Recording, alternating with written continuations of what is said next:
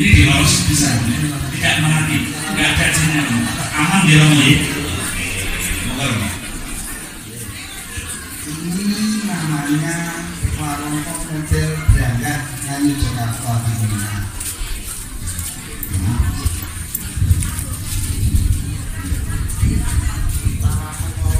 Kalau mau tulis itu tidak boleh dari mobilannya, tapi yang dulu warungnya. Oh gitu.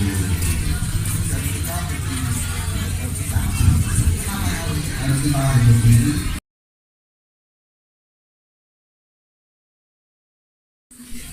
Pemerhati sekaligus pametri budaya Jawi terutama Tosan Aji, ingin saya menyampaikan beberapa hal Romo terkaitan dengan makalah yang telah kami bagikan. Para hadirin juga tentu saja kepengen mengetahui apa sih itu Tosan Aji, bagaimana perbedaan Tosan Aji antara atau keris yang ada di Kayu Soekarto Bendera dan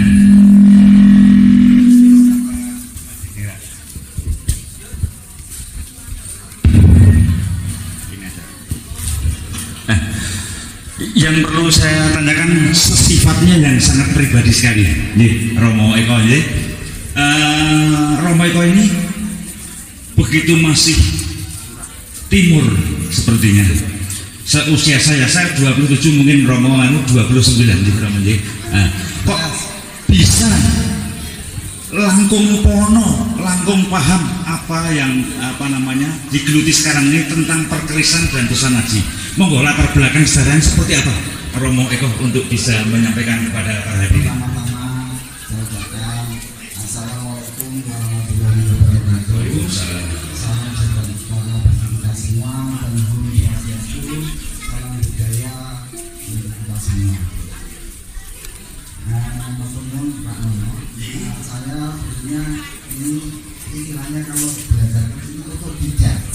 Jadi saya tidak belajar dari buku atau dari apa.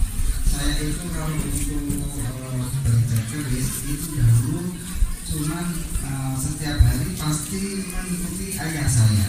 Ayah saya namanya Raden Sunardi Wirotomo. Itu kalau istilahnya kalau nemoni tamu itu saya pasti ada didikannya. Dan setiap hari itu ayah saya menceritakan tentang keris pada tamu-tamunya.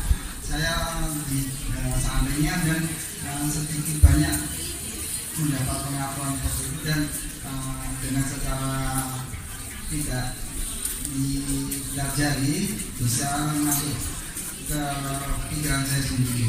Sampai sekarang saya bisa menjadi seorang yang menjadi apa ya? Narasumber sekaligus mengerti Tosan Aji itu sebenarnya cuma hanya dari orang tua saya saja. Bahkan begini Romo Eko, saya pernah membaca literatur tentang Romo Eko bahwasanya sudah pameran kemana-mana memperkenalkan budaya Nusantara khususnya di Mataram atau Jakarta ini tentang perkerisan. Sampai di mana Romo Eko untuk memperkenalkan budaya Tosan Aji? Mungkin sampai ke mana negara? Romo, silakan. Jadi saya pada tahun 1985 itu pada acara hari ulang tahun atau hari pertama kemerdekaan Brunei Darussalam, saya diajak beserta pusat keris Jakarta untuk pameran di Brunei Darussalam.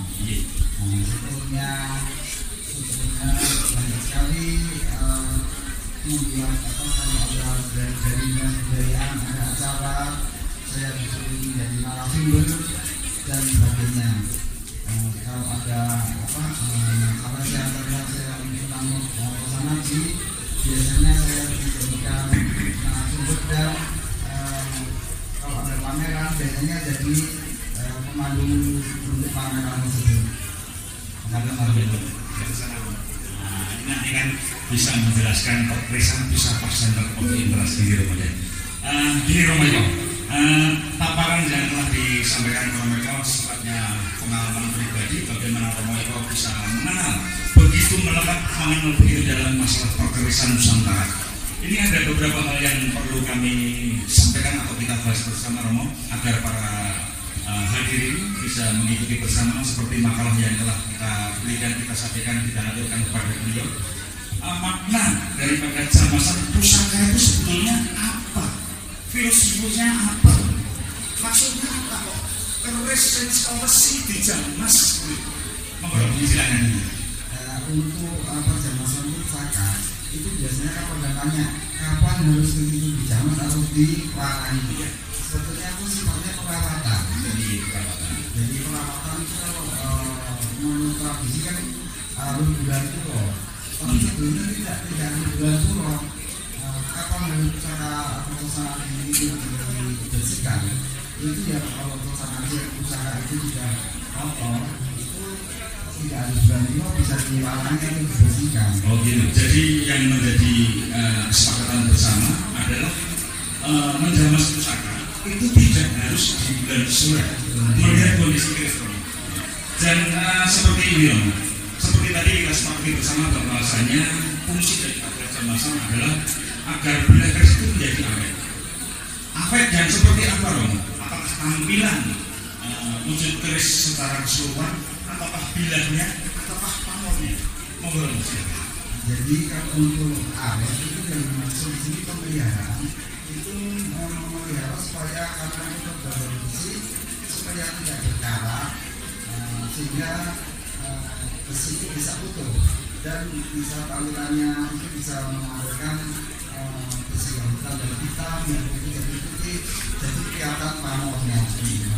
Tentu saja dalam rangka kita mengurangi keris ada beberapa metode ataupun teknik. Teknik yang ideal atau yang sering kali kita lakukan dalam rangka kita mengurangi pusaka itu ada berapa teknik? Mungkin mengurangi dari itu ada dua teknik. Yang satu namanya saraf bawah, kalau dikuaskan atau direndam. Masing-masing ada spesifikasinya nggak? Atau ada kelebihan dan kurangnya apa? Yang ditolong yang ditolong dan direndam. Kalau yang zaman sekarang itu banyak yang direndam. Karena apa? Kalau yang direndam itu pasti warnanya bisa lebih masuk ataupun lebih kuat. Kalau yang lebih bawah atau dikuaskan itu biasanya sepertinya dan mudah muncul. Terus ini yang seperti kita pahami bersama para hadirin itu memahami bahwasanya keris ini adalah beberapa material yang ada di sana. Terus membersihkan cara membersihkan orang itu apakah ada material tertentu yang mana nanti di dalam kita menjamas keris justru tidak akan membuat kolusi daripada keris itu. Mungkin ada bahan-bahan tertentu. Monggo silakan. Jadi untuk membersihkan keris itu pertama kalau ada yang berkarat itu kita rendam dengan air kelapa. Air kelapa, air jegan itu. Ya, kita tidak harus jegan, yang penting air kelapa. Ataupun kita mencari air yang ada kandungan asamnya. Karena kotoran itu kalau kena air yang mengandung asam itu sangat kompor. Tapi ya kita amati jangan sampai rendam kelamaan. Karena kalau kelamaan nanti kan besinya tidak akan terpolusi. Jadi setiap hari harus kita kontrol, sehingga kalau ada kandungan itu harus kita stop supaya timbul bisa lebih cepat untuk membersihkannya. Ada beberapa hal yang memang harus kita berikan narasi kepada para hadirin, khususnya kepada diri saya pribadi. Tentu saja dalam rangka mengeluarkan keris atau merawat keris ada tahapan-tahapan mana yang pertama di rendam dulu, terus pewarnaan atau apa? Monggo silakan. Setelah keris direndam dan disikat-sikat itu kalau tidak kelihatan bersih karatnya atau kotorannya itu yang pertama kali harus di namanya putih itu dengan air jernih yang dicampur dengan sabun kulit itu dilakukan pada keris dan setelah itu nanti diangin-anginkan sehingga akan menjadi warnanya kayak kuning. Itu tandanya kotoran karat yang disikakan kotor. Oke, Romo, ini berkaitan dengan hal-hal yang sifatnya umum yang di dalam masyarakat sering mengatakan bahwa atau anggapan bahwa saya keris ini adalah saluran atau pesanasi yang diikuti rumor ini atau apa namanya legenda ataupun anggapan bahwa Cypress ini ada jin yang menyertai ataupun ada semacam apa namanya roh yang ada di dalamnya. Menurut Romo Eka bagaimana? Jadi kalau seperti itu sebenarnya pribadi kalau pribadi itu menunjukkan bahwa sebenarnya di situ ada kepala nya itu memang ada. Karena apa? Pembuatan teks ini tidak hanya seperti kalau kita membuat alat atau modal ataupun jadi membuat teks ini harus kita memahami siapa yang pesan, mungkin sampelnya ada berapa, pokoknya apa, disesuaikan dan untuk apa, untuk pergerakan atau untuk pengibaran dan sebagainya. Nah di situ nanti itu baru membuat. Jadi memang ada latar belakang yang menyertai bahwasanya keris jenis ini dibuat untuk apa, untuk siapa, ada strata, gitu ya Pak. Kalau mungkin abdi kerisnya seperti ini, mungkin temenggung seperti ini, bahkan raja juga seperti ini. Jadi, kalau terima kasih sekali untuk suatu hal yang disampaikan tadi.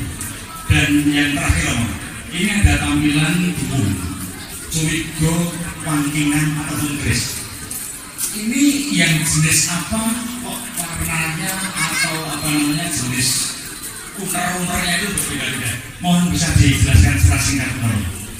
Sepertinya ada yang Solo, ada yang hijau. Tolong diberikan pemahaman kepada para hadirin. Pertama, ini yang paling ini yang satu ya. Ini dilos bisa, tidak mati, tidak ada jinnya, aman di rumah ini. Ini namanya warongkok model berangkat Kayu Jakarta Timur.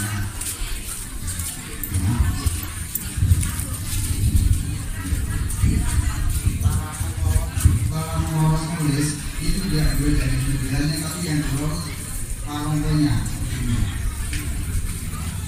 Oh gitu. Harus kita begini. Yang kita hormati adalah empu yang membuat.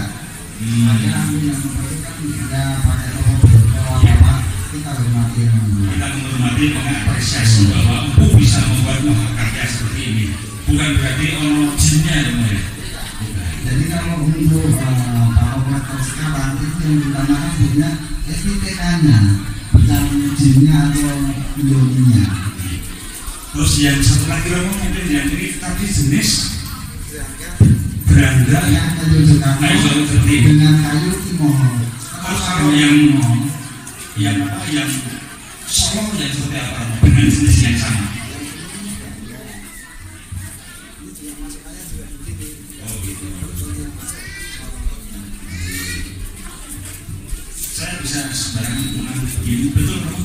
Nah, terus yang kayu Jawa ini kok berbeda gitu jenisnya berbeda. Ini jenis apa Romo? Kalau yang ini model dayangan. Untuk kayu yang dipakai itu kalau untuk model Jogja itu yang diutamakan dengan kayu Timor. Yang mempunyai variasi karakternya. Pelet itu apa Romo? Pelet itu adalah ini ornamen dengan Ornamen pada kayu Iya. Timor ini.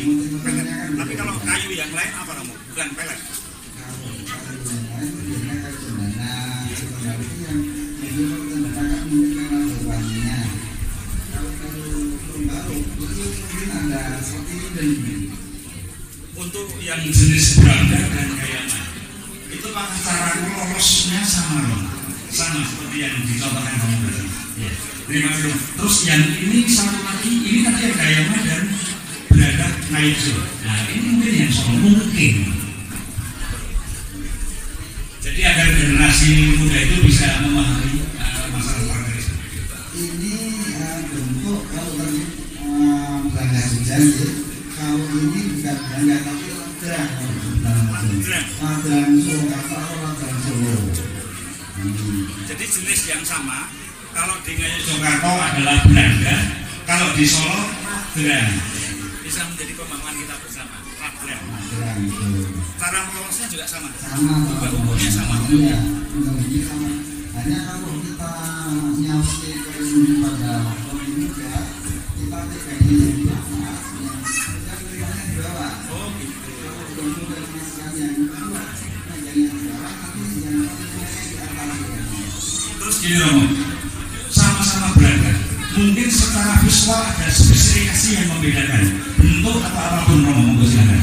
Itu kalau yang foto itu lebih sekali seperti perahu dan bentuknya lebih tajam. Ini istilahnya belingirnya lebih lambat. Kalau bocah sini, Kelingkir gitu dong. iya, bentuknya lebih tajam kalau yang bocah itu sini. Terus yang dibilang garang, kalau saya mengatakan galan itu ya gitu loh. Ya, garang itu namanya kalau di sama dengan betul. Betul. Iya, itu soalnya lebih tinggi dan ada hidungnya. Oh gitu. Ya, yang sudah tidak ada hidungnya. Betul Romo Ya, ya. seperti itu atau pikiran. Kalau yang Gayaman Kayukjo dengan Gayaman yang Solo, perbedaannya seperti apa? Secara visual Romo, perbedaannya. Ini Gayaman Surakarta Ini Gayaman. yang Gayaman. Nah, ini yang Solo itu di bagian belakang atau di bagian punggung itu ada unitnya. Oh, ada jendik. Ya, kalau yang tidak cuma dulu saja. Jadi istilahnya kayak perahu lesung ya. Romo. Ya, Kelingkir juga Romo. ini itu sama, tajam itu. Pendok itu. Oh pendok itu ini.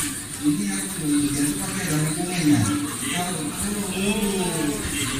Jadi Bapak dan Ibu sekalian untuk bisa membedakan Antara keris Solo dan Yogyakarta dengan Gayaman Jogja dan Surakarta. Kalau di Yogyakarta yang berangkat, kalau yang di Surakarta adalah ladran.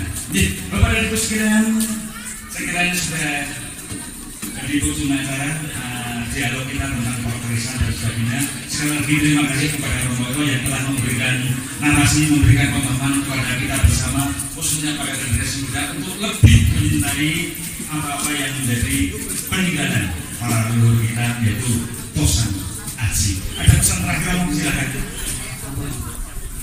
apabila Bapak mau menanyakan tentang detail, bisa lalu di rumah saya sewaktu-waktu memberi memandang sampai ini dapurnya apa, mau apa, filosofinya apa, Oh iya. Ya kepada hadirin Bapak dan Ibu sekalian, seperti yang dilakukan Romo Eko Supiryono, bahwasanya Bapak dan Ibu sekalian atau eyang atau sahabat atau keluarga yang di rumah masih menyimpan pusaka atau keris dan tidak mengetahui apa maksudnya, apa artinya, pamor dan sebagainya, silakan untuk datang kepada beliau untuk menanyakan hal-hal yang berkaitan dengan keris pusaka ini. Ya terima kasih kepada Bapak Ibu Supiryono. Selanjutnya kembali ke